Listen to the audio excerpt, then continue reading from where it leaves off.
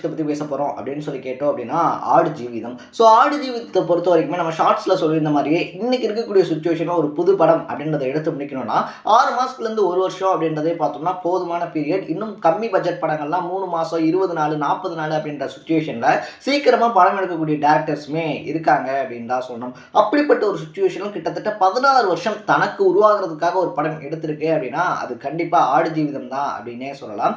ஆடு ஜீவிதத்தை பொறுத்த வரைக்குமே என்ன கதை அப்படின்னு சொல்லி பார்க்கும்போது 1992 இருக்கு இல்லையா, அப்போ ஆலப்புழாவில் இருக்கக்கூடிய முகமது நஜீப் அப்படின்னு சொல்லக்கூடிய ஒருத்தர் அந்த காலகட்டத்திலேருந்து இப்போ வரைக்குமே வெளிநாட்டில் வேலை அப்படின்றத நம்பி போய் பலர் பார்த்தோம் அப்படின்னா அங்கேருந்து வீடியோ போட்டுக்கிட்டு தான் இருக்காங்க. அன்னைக்கு வீடியோ போடுறதுக்குலாம் வசதி வாய்ப்பு கிடையாது. பட் இன்னைக்கு பல பேர் கதறிக்கிட்டு இருக்காங்க அப்படின்னு தான் சொல்லணும். எங்ககிட்ட ஒரு வேலை அப்படின்னு சொல்லி கூப்பிட்டு வந்தாங்க, ஆனால் இங்கே எங்களை கொடுமைப்படுத்துறாங்க, சாப்பிட்றது கூட சாப்பாடு தர்றதுல எங்களை அடிக்கிறாங்க அப்படின்ற மாதிரி பல வீடியோஸ் இன்னைக்கு வரைக்குமே பார்த்தோம் அப்படின்னா ட்ரெண்ட் ஆகிக்கிட்டே தான் இருக்கு. அப்படி அன்னைக்கு வீடியோலாம் போடக்கூடிய காலகட்டம் இல்லாதப்ப முகமது நஜீப் 1 இல்லை 2 இல்லை கிட்டத்தட்ட 3 வருஷம் பார்த்தோம் அப்படின்னா அவர் பாலைவனத்தில் மாட்டிக்கிட்டு தவிக்கிறாரு. 700 ஆடுகளை பார்த்தோம்னா தனியாளாக மேய்க்கக்கூடிய ஒரு வேலை அப்படின்றது கொடுக்கப்படுது. ஒரு சுச்சுவேஷனுக்கு அப்புறமா ஒரு பீரியடுக்கு அப்புறமா என்ன பண்ணுறாருன்னா, ஓகே இனிமேல் வந்துட்டு நம்ம ஒய்ஃபெல்லாம் போய் பார்க்கவே முடியாது, நம்ம ஃபேமிலியோட சேரவே முடியாது அப்படின்னு சொல்லிட்டு ஒரு மனுஷன் ஆட்டோட பழகி பழகி பழகி தன்னையே ஆடா நினச்சிக்கிறாரு. எந்த அளவுக்குன்னா ஆட்டோட உடலுறவு, எஸ் உங்கள் காதில் கேட்டது சரிதான், ஆட்டோட செக்ஸ் வச்சுக்கக்கூடிய அளவுக்கு பார்த்தோம் அப்படின்னா தான் ஒரு ஆடாவே மாறிடுறாரு அப்படின்னே சொல்லலாம். ஸோ இந்த கதையை பார்த்தோம் அப்படின்னா 2008 வருஷமே பென்யாமின் ஆடு ஜீவிதம் அப்படின்ற பேரில் ஒரு நாவலாக வந்துட்டு எழுதி ரிலீஸ் பண்ணாரு. அந்த நாவலுக்கு சாகித்ய அகாடமி அவார்டு அப்படின்றது கிடைச்சதோட மட்டும் இல்லாமல் அந்த நூல் இருக்கு இல்லையா, அந்த நாவல் இருக்கு இல்லையா, அது ரிலீஸ் ஆனதுக்கப்புறமா கேரளாவில் இருக்கக்கூடிய பல பேருடைய கனவு தூக்கம் அப்படின்றத கலைச்சிச்சு அப்படின்னு தான் சொல்லணும். என்னடா இவ்வளோ கஷ்டப்பட்டிருக்கான் மனுஷன் அப்படின்னு சொல்லிட்டு. ஸோ அப்படிப்பட்ட முகமது நஜீப் இருக்கார் இல்லையா, அவருடைய life story, real life story, ஆடு ஜீவிதத்தினுடைய ரியல் லைஃப் ஸ்டோரியை தான் இந்த வீடியோவில் நம்ம பேச போகிறோம். அதுக்கு முன்னாடி நம்ம சேனலுக்கு நீங்கள் புதுசாக வந்திருந்தீங்க அப்படின்னா இதே மாதிரி அப்பப்போ அப்டேட்டாக போயிட்டுருக்கிற விஷயங்களை நீங்கள் தொடர்ந்து தெரிஞ்சுக்கணும்னு ஆசைப்பட்டீங்கன்னா மறக்காமல் நம்ம சேனலை சப்ஸ்கிரைப் பண்ணிக்கோங்க. ஸோ ஃபர்ஸ்ட் ஆஃப் ஆல் ஆடு ஜீவிதம் எங்கே ஸ்டார்ட் ஆகுது உண்மையான கதைன்னு பார்த்தோம்னா, நம்ம முன்னாடியே சொன்ன மாதிரி 1992 ஆலப்புழா அப்படின்ற இடத்துல தான் முகமது நஜீப் இருக்காரு. குளத்துல மண் எடுக்கிற வேலை இருக்கு இல்லையா, அதுதான் வந்து பார்த்துக்கிட்டு இருக்காரு. அவருக்கு சைனோ அப்படின்னு சொல்லி ஒரு மனைவியும் இருக்காங்க.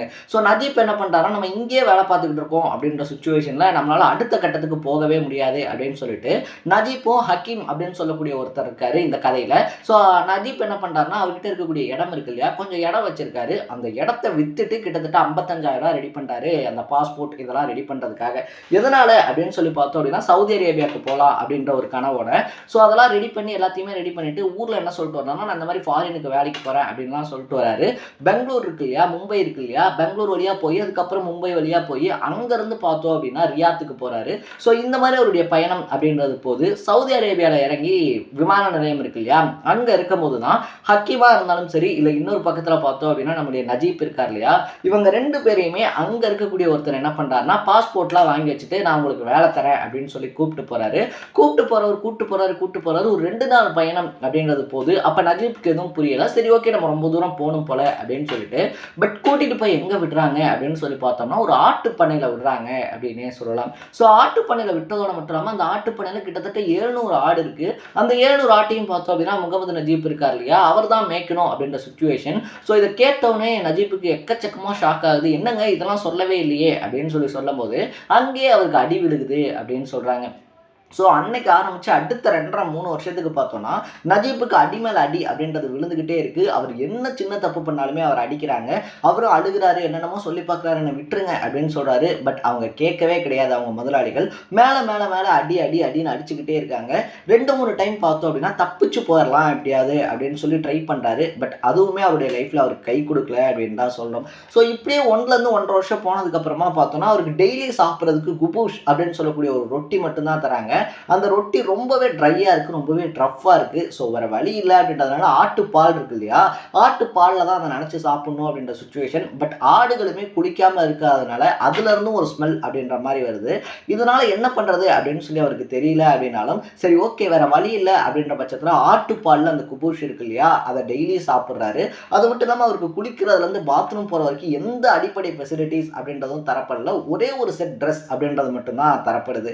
ஸோ முகமது நஜீப்பை நஜீப்பை பொறுத்த வரைக்குமே அவர் இங்கேருந்து சவுதி அரேபியாவுக்கு வரும்போது அவருடைய மனைவி இருக்காங்க இல்லையா சைனு, கிட்டத்தட்ட 8 மாதம் ப்ரெக்னெண்ட்டாக இருந்திருக்காங்க. ஸோ நமக்கு குழந்தை பிறந்துருச்சா, அது ஆணா பெண்ணா, குழந்தையும் அம்மாவும் எந்த சுச்சுவேஷனில் இருக்காங்க அப்படின்ற மாதிரி எந்த கனெக்ஷனுமே கிடையாது. நஜீப்புடைய ஃபேமிலியை பொறுத்த வரைக்கும் நஜீப் செத்து போயிட்டாரு அப்படின்ற முடிவில் தான் இருக்காங்க.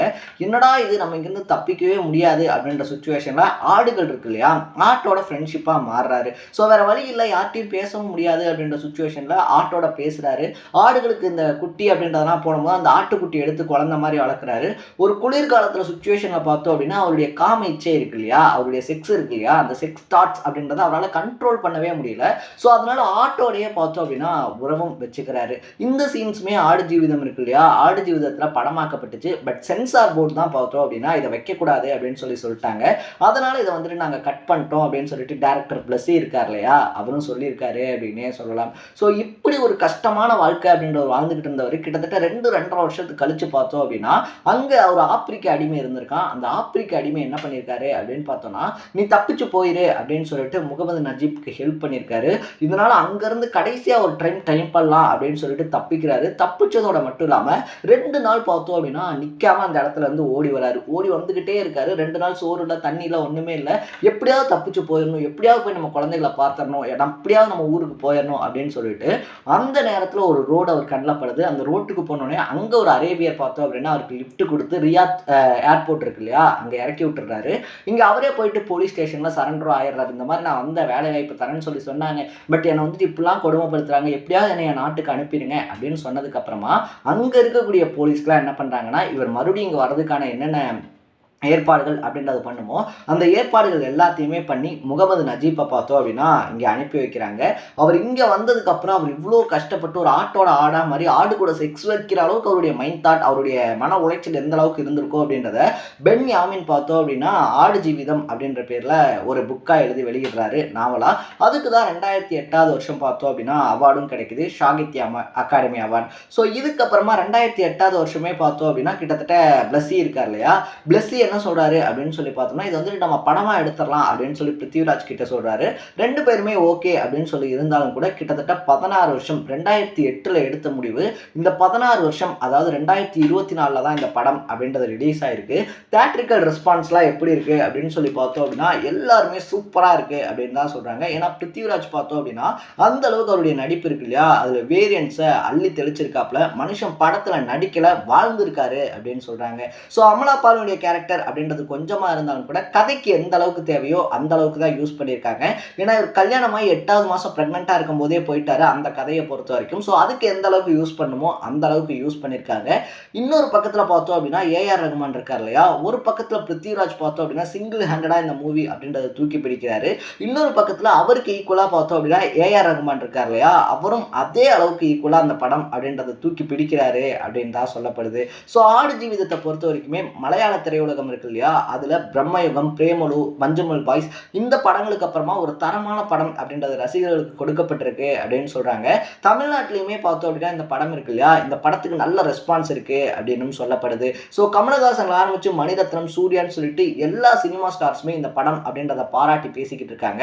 கமலஹாசனை பொறுத்த வரைக்குமே ஒரு மாற்று சினிமா அப்படின்றத எடுக்கணும்னு நினைச்சிருக்கக்கூடிய பிளஸி இருக்கார் இல்லையா, அவருக்கு என்னுடைய கங்க்ராச்சுலேஷன்ஸ் அப்படின்னு சொல்லியிருக்காரு. ஸோ படம் அப்படின்னாலே அதுல ஹீரோ ஹீரோயின் இருக்கணும், ஃப்ரெண்டு கேரக்டர் இருக்கணும், லவ் பண்ணணும், 2 டூயட் இருக்கணும், 2 ஃபைட் இருக்கணும் அப்படின்ற மைண்ட் செட்டை மாற்றி இந்த மாதிரியான படங்கள் அப்படின்றது வரும்போது நம்ம அதை அக்செப்ட் பண்ணுறோம், நமக்கு அதுக்கு ஒரு ரெகக்னேஷன் தரோம் அப்படின்ற பட்சத்தில் தான் பிளஸி மாதிரியே இங்கே அடுத்தடுத்து வரக்கூடிய டேரக்டர்ஸ் இருக்காங்க இல்லையா, அவங்களுக்கு இந்த மாதிரி படம் எடுக்கணும் அப்படின்ற தாட்ஸ் வரும். ஸோ இந்த படத்தை நீங்கள் பார்த்துருந்தீங்க அப்படின்னா உங்களுக்கு என்ன மாதிரியான இம்பாக்டை கிரியேட் பண்ணிச்சுன்றதை கமெண்ட் செக்ஷனில் பதிவு பண்ணிவிட்டு இதே மாதிரி அப்பப்போ அப்டேட்டாக போயிட்டு கூட விஷயங்களை நீங்கள் தொடர்ந்து தெரிஞ்சுக்கணும் அப்படின்னு ஆசைப்பட்டீங்கன்னா மறக்காமல் நம்ம சேனலை சப்ஸ்கிரைப் பண்ணிக்கோங்க.